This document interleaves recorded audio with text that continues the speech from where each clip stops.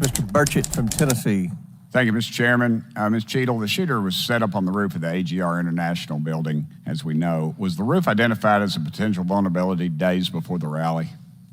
To my knowledge, yes, it was.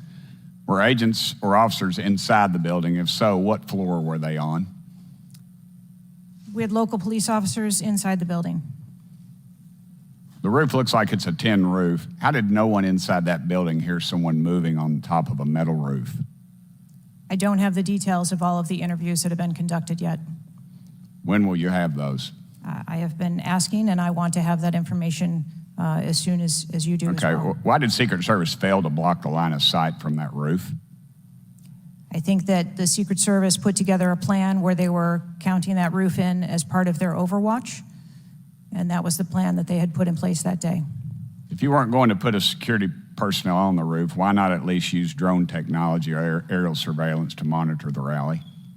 There are a number of times that we do use drone technology. I'm not speaking specifically to this event and what was utilized or not.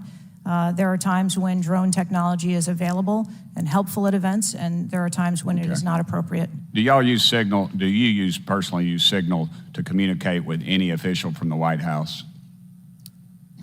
Signal on your phone? On occasion, I'm sure that there are people that use Signal, yes. Okay. Do you use it to speak with the White House? Use Signal? No, I do not. Okay. When was Thomas Crooks first identified as a person of interest? Let me help you. At 5:10, he was spotted with a rangefinder at 5:51. And when did Secret Service notice him? Again, I don't have those specific timelines, but it was a relatively short period of time. Let me help you. 5:52. Ms. Cheatle, why was President Trump allowed on stage 10 minutes after the Secret Service spotted a suspicious individual? That seems to me to be the worst thing of all. Of all the breakdown and all this communication, all the BS you've been feeding us here today or not feeding us, that seems to be the question. So as I've stated before, there are a number of events where suspicious people may be identified. That doesn't necessarily... Ma'am, I submit to you, you got a guy who's going to be the next president of the United States. He's on stage. I've been to these events. We've all been to these events. A car backfires, and there's a 15-minute dadgum wait. That's not acceptable. Did the Secret Service tell President Trump they'd spotted a suspicious individual before he was shot? I am unclear as to what the communication was with the former president at that time. I'll take that as a no. Did y'all deny President Trump's request for more security, yes or no? And when was the most recent request for additional security? The rally request for security, all of those requests were fulfilled. And were there any personnel redirected to Jill Biden's rally? No. Who made the decision on the direction of agents at either one of those rallies? I'm unclear as to your question on the direction of the agents. I said, who directed those agents to be at Ms. Biden's rally or President Trump's rally? The specific agents.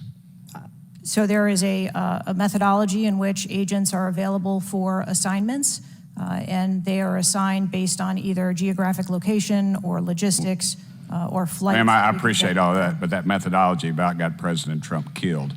Was the security detail guarding President Trump a temporary detail?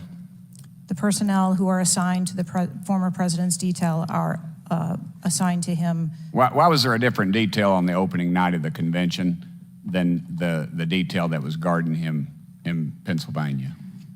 The president has a very large permanent protective detail assigned to him. They work shift work, and so it could be that people you saw at the rally were not working the same shift the day that he was. I can assure you, ma'am, somebody that's a lot shorter than the president was not at the convention, and the people that were cowering down behind the mass of agents that were on top of the president were not in the convention hall. At least I didn't see them. You can't seem to answer a single question about an ongoing investigation, ma'am, and you don't know when the information will be released publicly. Are you waiting for the administration to sign off? No, I am waiting for the results of the investigation, at which time... Okay. Let me ask you one more question. You found explosives in the shooter's possession. Is that correct? The FBI found explosives. Do we know who directed this young man how to make those explosives? I believe that the FBI is still looking into that on their investigation. Ms. Cheatle, you said that the buck stops with me, and I agree. I don't think you should resign. I think you should have been fired. Ma'am, you are a DEI horror story. I've told my daughter multiple times, my wife and my daughter, we talk to her all the time about how she's going to succeed in life. She'll succeed in life by achieving. Ma'am, you have not achieved today. You've let the American public down. If it was up to me, you'd be gone. Thank you, Mr. Speaker. Mr. Chairman. The site team has a senior supervisor, an advanced team, a protective intelligence team, a counter sniper element, and detail. Who was the agent in charge? How long has she been the agent in charge? And what is her Secret Service background? So I'm not going to provide a name. Why not? You're here to answer our In this questions. forum, I'm not going to provide names of. You stated in your testimony, you said, I am here today to answer your questions. That is correct. Answer the question. I'm not going to provide names of our personnel. To Why this not? committee today. The American people are demanding these answers from you today, Ms. Cheatle. I will do the best to provide you accurate information based on the facts that I have at this time. You're not answering our questions.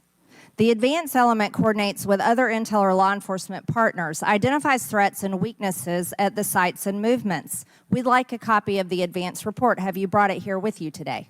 We will comply with the request for the documentation that has been requested. When will that be, Ms. Cheatle? Because you should have brought it today.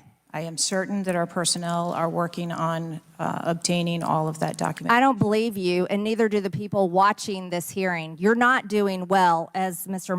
Moskowitz informed you.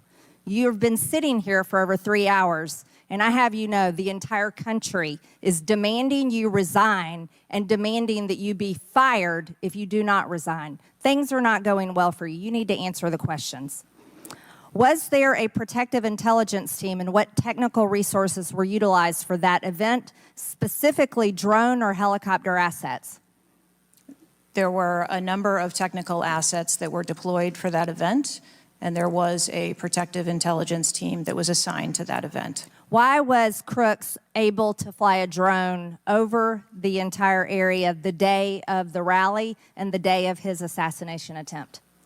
To my knowledge, he did not fly the drone over the entire area. How did he fly a drone over the area, period? Any part of the area? Again, I would have to go back and check the timeline of when that took place and when the event. Why didn't you bring the timeline with you today to answer our questions? I don't have all of the answers on the timelines based on the criminal investigation. Were you not prepared today to answer our questions? I am prepared to answer the questions based on the information and wanted to be able to provide. Do you have a timeline do you have a timeline at all from any of the day? I have a timeline that does not have specifics. That's shocking. That is absolutely unacceptable. That means you are a failure at your job. Let's talk about things that are prohibited in Trump rallies. And I've been to a lot of Trump rallies. Backpacks and bags, bicycles, firearms, any type of weapon, or any other item determined to be a potential safety hazard, like a rangefinder would be one. At 5:10, Crooks is first observed by one of the snipers, AGR Sniper 1, at the building. 5:10, President Trump was shot in the face at 6:11 p.m. 5:28, AGR Sniper 1 takes a picture of a bicycle and 2 bags. Those belong to Crooks. 5:32, AGR Sniper 1 spots Crooks looking at his phone and using a rangefinder. 5:55, Butler ESU Command confirms receipt of photos and states they have been relayed on. 6:05 p.m., AGR Sniper 1 later communicates that Crooks is seen moving northeast in direction of Sheets and that Crooks has a backpack. 2 minutes before the shooting, while President Trump has been allowed to take the stage, people see Crooks laying on his stomach in a sniper position on the roof, and they're yelling he has a gun, and they are trying to alert law enforcement and Secret Service. Why was Crooks not shot by the snipers? Why was he allowed to be there? As soon as the individual was identified as a threat, they were... No. What do you consider to be a threat? A man with a gun laying in a sniper position, a man that had a backpack, a man that had a bicycle, a man that had a rangefinder. At what point is he determined a threat? An individual with a backpack is not a threat. An individual with a rangefinder is not a threat. What about a man laying on a building that has direct line of sight of President Trump with a gun that people are screaming and pointing out? Is that a threat, Ms. Cheatle? Once that individual was identified, they were neutralized. No, they were neutralized. Crooks was neutralized after he shot President Trump in the face, Ms. Cheatle.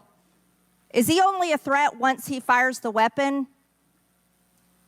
As soon as the counter sniper identified that individual, they were able to neutralize them. How were people in the crowd? Okay, then let's just take it this way. People under your command did not consider him to be a threat, yet people in the crowd knew he had a gun and considered him to be a threat.